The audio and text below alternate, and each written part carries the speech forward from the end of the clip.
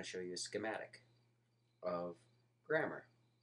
Now what a schematic is it's a diagram that shows the relationship and not the true complexity of a system. So we use schematics.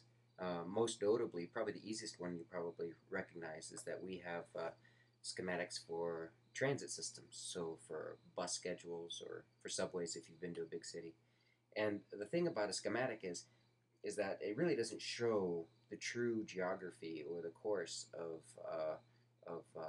the subway or the river that it goes under or near.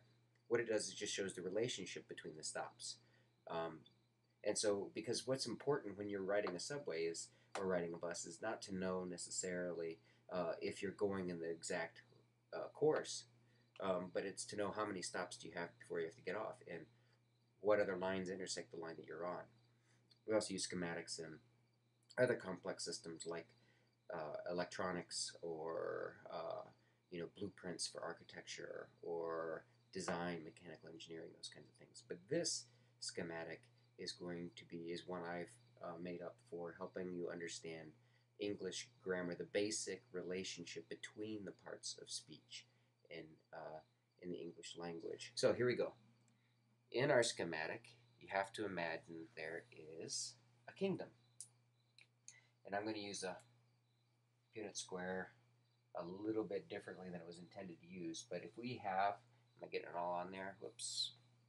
If we have two poles or two dichotomies that intersect, it'll help us understand the relationship between the words. So let's say in this kingdom we've got male and females living. And not only is the society divided into the male and female, it's also divided into the masters and the slaves, or servants. Now, of course, society is not an ideal society. Not only does it have class, it's sexist, it's got gender.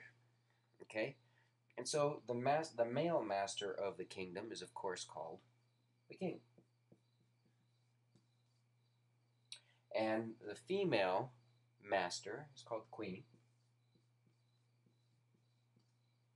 Okay?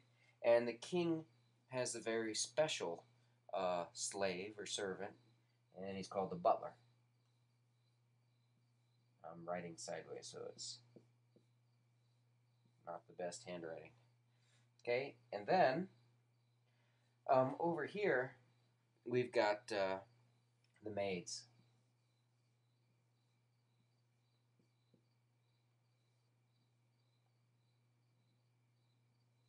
Okay?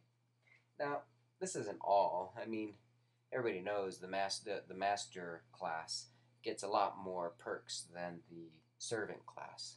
And but what the important thing I want to show you is that these words are slaves to these words when we get to it. The butler, the king doesn't serve the butler, never. Okay? But and so if we go through, let's talk about the hierarchy or how the power is distributed. Well, of course, in this sexist, classist society, the king has the most power. But then the queen has the second most power because she's still in the master class. But she has to do, since it's also sexist, she has to do what the king says. Well, then we go down to the servant class, and we have the butler, okay, is third, because even though they're in servant class, the maid has got the worst lot of all. She's both slave or servant and female, so she's in the fourth position here. Okay? Now, the queen, like I said, they both have some important people. They get more because they're in the master class. So the queen has attendants.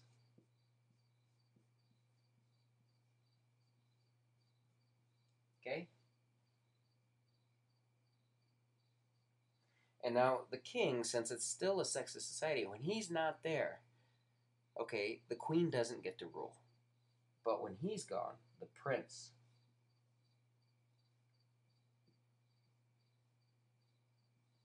gets to be in charge. Okay? So, Now let's get what this schematic really shows, and it's that it shows the relationship. Okay? If the king is most in charge, he doesn't do any of his own stuff. He wants people to dress him and get him his stuff and everything like that. And when he's away, the prince wants the same kind of treatment because he's standing in for the king. Well, the person who does that is the butler, because it wouldn't do. Queen, whatever happens is the queen doesn't serve because she's a master class, right? Now the maids can't go into the king's or the prince's quarters because that would be inappropriate. So the only person who can serve the king is the butler. And likewise, the maids are required to serve the queen. Okay? But that's not all. You see, the butler will serve the king, and when the king's away, he'll serve the prince. But when the butler is running around doing things for the king, all right, and he needs more help, he can make other people help him because there's still somebody lower than him in this schematic. So the maids have to serve, when there's too much work, they have to serve the butler. Okay? Now, maids is plural, so let's go ahead and put another set of maids down here because there's nobody else to help them. So maids have to, because they're being called to do work up here, they're being called to do work over here, so they have to help each other too. There's nobody lower than the maids. Okay? So now you know the relationship. Maids, it just wouldn't do. You can't have the maids go into the king or the prince's quarters, and you certainly wouldn't have the butler ever go into the queen's quarters. It would be scandal. So what we have here is really, if you remember this, the king doesn't serve anybody, the queen doesn't serve anybody. Now there are these special attendants that oftentimes go with the queen into her very, very private places, you know, into her innermost secret chambers and all that stuff. And they help. She doesn't pick up a piece of clothing. She doesn't bathe herself. The attendants do everything. They stick close. So now, if you remember all of these relationships, we can easily substitute out the parts of speech to help you understand the relationship. Now, there are 8 parts of speech, but we're only going to cover, I think, 5 in this schematic. The others will help us understand what happens when kingdoms come into contact with other kingdoms and how to keep kings from fighting kings, because there can only be one king in the realm. So, we'll get to that later. But the king is the noun. The queen is the main verb. Okay?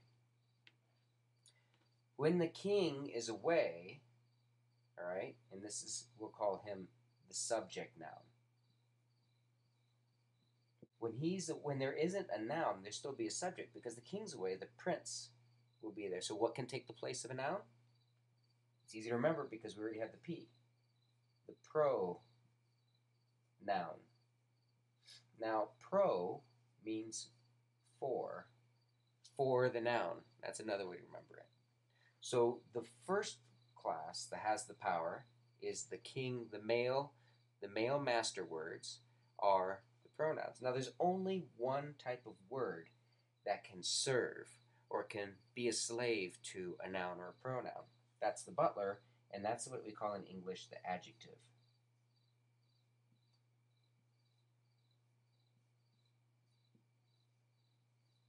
Okay? Now, the main verb often has these other verbs coming around and attending to her. These are called helping verbs. Easy to remember because they help, just like the attendants help the queen.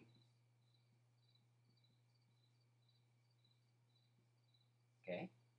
Now, another way to remember this is like this column, the class column, everything on the bottom starts with add. ... Ellipses. So, adjective, and then this is like the verb column. Main verb, helping verb, adverb. So, if you remember this relationship, you'll know adverbs modify verbs, adverbs modify adjectives or are slaves to, and adverbs can be slaves to other adverbs because they have to. There's nobody else that's lower than the adverb. And it also helps you think about your writing. If you're throwing in a bunch of extra adverbs in there, it's probably got it's probably wordy, and probably wordy with weak words. You might want to choose some stronger words. So here, adjectives, butlers, can only serve the male masters, the nouns or pronouns. They can't serve verbs. They can't serve adverbs. Wouldn't be proper. Okay? Adverbs can serve verbs, can serve adjectives, can serve other adverbs, but they can never, ever, ever, adverbs can never modify a noun or a pronoun. Remember, this is only supposed to demonstrate the relationship between the parts of speech: the noun, the pronoun, the adjective, the male side, the main verb, the helping verbs, the adverbs. Okay? Thank you.